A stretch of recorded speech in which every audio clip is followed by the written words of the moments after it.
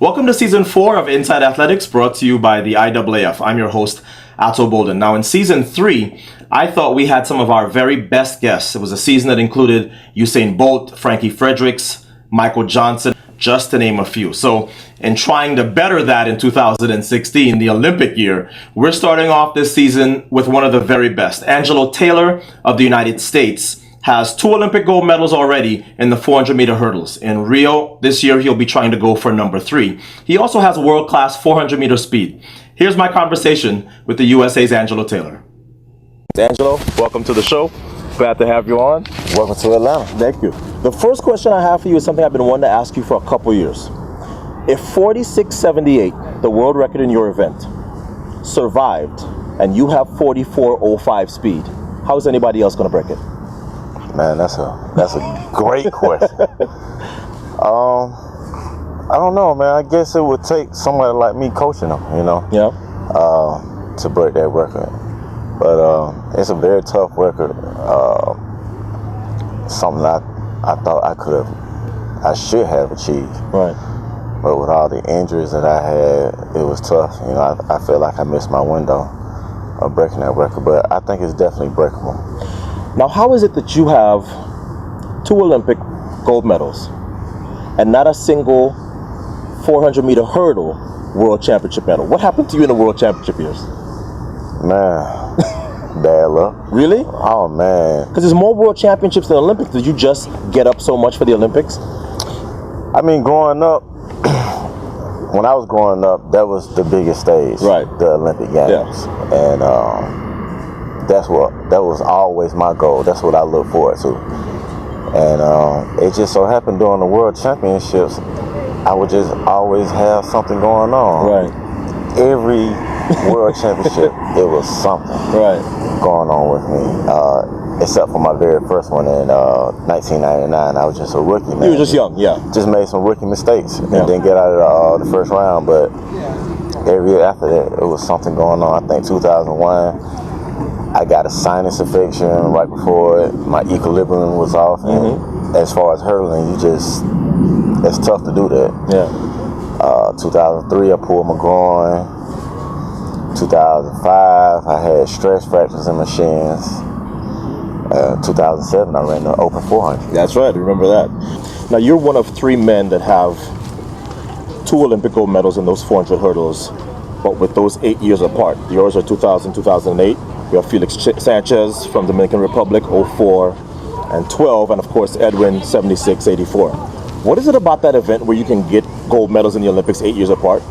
No other event seems to be able to have that, certainly not in the sprints. What is it about your event where you guys, if you can hold on to something, you can come back 8 years later and do it again? Well, it's not only about speed, it's about technique and rhythm. Right. So, you have to have that laser-like focus to hone in and just be focused on your technique and negotiating hurdles. So I think it's a little bit easier if you have a decent amount of speed that you can, have a longer career in the 400-meter hurdles. Right. I always felt like a lot of 400-meter hurdlers ran the 400-meter hurdles because they couldn't run 400. Right. Or which is true in some cases. You're not calling any names, but yeah. So I think that was my biggest advantage. Like Felix, he can run a pretty decent 400 Absolutely. flat. So, and that's why I think I could still, push for possibly a 3rd Olympic gold. Good, because that's my next question. When you walked in here, I looked at you and I said, okay, he doesn't have the retired athlete look. You are not officially retired. You are, in fact, going to take another shot at becoming Olympic champion again in Rio. Where's the motivation? You have 2. You're a living legend. There's no question that you will go down as one of the greatest ever in this event. Where are you finding the motivation from? Well, for the simple fact that never been done. Never been done. That's number 1. Number 2, I just want to solidify my spot in history. Because if you get 3, it's a wrap. It's a wrap, man. Just knowing that if I get 3, that it'll set me apart from all the 400 hurdlers before me and everybody that's ever done it.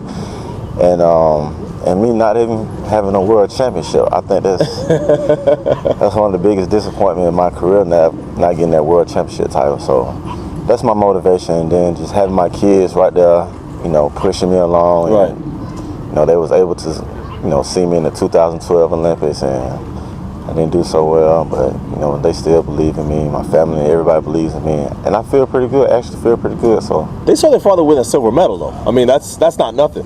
But let's go to that subject because I want to get off the track for a little while. You've recently married, of course, you have your kids and so on. What have you found as you've gotten older and more and matured in your event and certainly in life? What have you found that's brought to your competing and your training? Has it changed you? Put in perspective, maybe? Oh yeah, most definitely.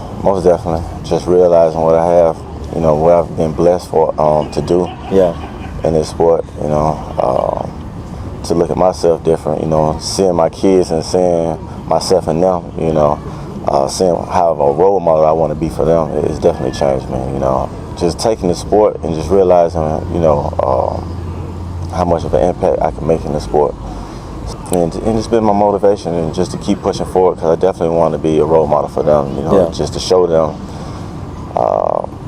what it takes to be successful, and that, everything I've gotten it through hard work. Nobody has given it to me. So I just definitely want to be a role model for them. Now, you talked briefly about the coaching thing. Are you 100% sure that the day you hang it up in this sport, that you want to coach? Most definitely. And what about, because I find myself coaching now, but if you'd have asked me the day I retired, I'd have said, no, I don't have the patience. What is it about your personality or about what you've learned in your 37 years on earth where you know for sure that's something that I'm going to like doing? Well, I have a family full of educators. Oh, okay. So you come from teaching. I come from teaching. So, and coaching is a form of teaching. That's right. So, I've been working with some athletes here and there the last couple of years. All right. And, I know where I came as an athlete, how far I've come. Right. Because when I first started, I had humble beginnings. Right. I wasn't just a superstar right off the bat. But you were really good in high school, though. I was really good in high school. The latter part of high school. Right. Okay. So you're the beginning part of high school. Right. So you paid your dues in high school, but this is an important point. I want to touch on this. Everybody sort of realizes their talent at a certain time. There are a lot of guys who are Olympic gold medalists in this event who were not great in high school and weren't even great in college. What sort of message could you give to a kid who says, okay, that's Angelo Taylor. He's got 2 Olympic gold medals. I'm in my sophomore year of high school and the hurdles are just kicking my behind. How did you go from also ran, not even thought about, to as good as you were in high school, and then you had a great college career, and then a legendary pro? Just hard work. It takes time. The track and field takes time. So it's a question of being persistent and not giving up when it got hard? Yeah. Or when you being weren't doing persistent and, not giving up. That was my perseverance. That's what it takes. I had, like I said, I had humble beginnings. I've tried every event on the track. Really? Yes. What was your 800? It was 2 flat. Yeah, I figured it would be pretty good. 2 flat, but in high school. In high school, yes. In the 10th grade. Right. Wow. But 9th grade, I ran the mile and 2 mile. Wow. That's range. I ran a mile, 2 mile, 800, all the way down. I anchored every relay. 4x1 to the 4x8. Right. So I just tried every event, and I've been fortunate enough to have great coaches. Right. 2 of my high school coaches, I ran high school track and summer track. Both of my coaches are in the Georgia High School Hall of Fame. Wow. Knowing where I came from in high school, from my humble beginnings, and the point that I reached, I know that, possibly one day I can, teach somebody and, guide them. And hopefully they can become Olympic gold medalists like me. Your next big birthday is 40. Do you still have the world record in your legs? Or are you not even thinking about that? Will you be, I'm sure you'd be perfectly happy to be 3-time Olympic gold medalist, even if the world record doesn't come. But do you have 47 low in your legs? Because you've had a long prosperous career.